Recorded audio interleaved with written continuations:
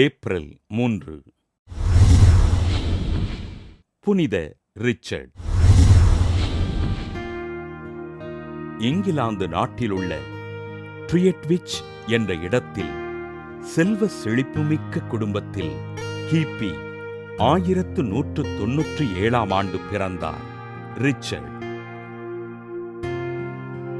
தன் தந்தையினை இழந்து தாயாரின் அரவணைப்பில் வாழ்ந்த ரிச்சர்ட் தன் உயர்கல்வியினை ஆக்ஸ்போர்ட் பல்கலைக்கழகத்திலும் பாரிஸ் மற்றும் பொலக்னா நாடுகளிலும் பயின்று ஆக்ஸ்போர்ட் பல்கலைக்கழகத்தில் துணைவேந்தராக பொறுப்பேற்றார்.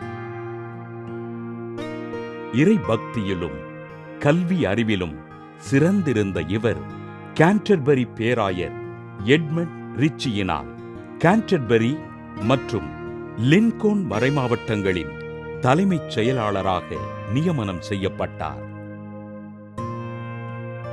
பேராயர் எட்மண்ட் ரிச்சியின் வாழ்வினை முன்மாதிரியாக கொண்டு வாழ்ந்த ரிச்சர்ட் குருவாக விருப்பம் கொண்டு ஒர்லியன்ஸ் பகுதியில் இருந்த சாமிநாதர் துறவு மடத்தில் சேர்ந்து குருவானார்.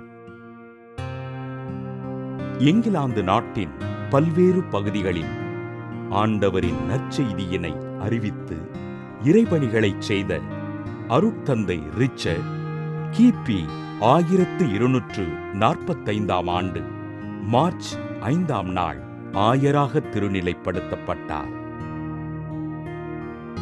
நற்கருணை பக்திக்கு அதிக முக்கியத்துவம் கொடுத்து வாழ்ந்த ஆயர் ரிச்சர்ட் குருக்களுக்கென்று ஒழுங்குமுறைகளை வகுத்து குருக்கள் கடைபிடித்து வாழ அறிவுறுத்தினார்.